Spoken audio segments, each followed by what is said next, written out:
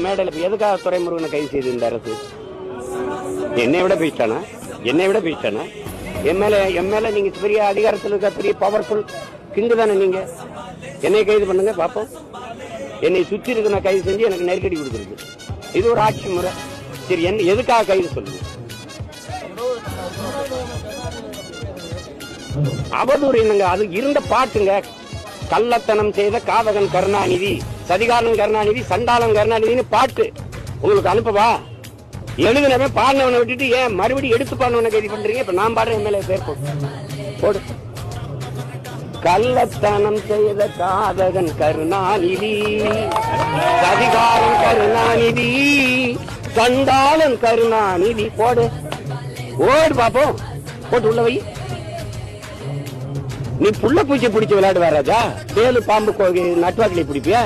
புலி சிங்கத்தோட மோதுவியா?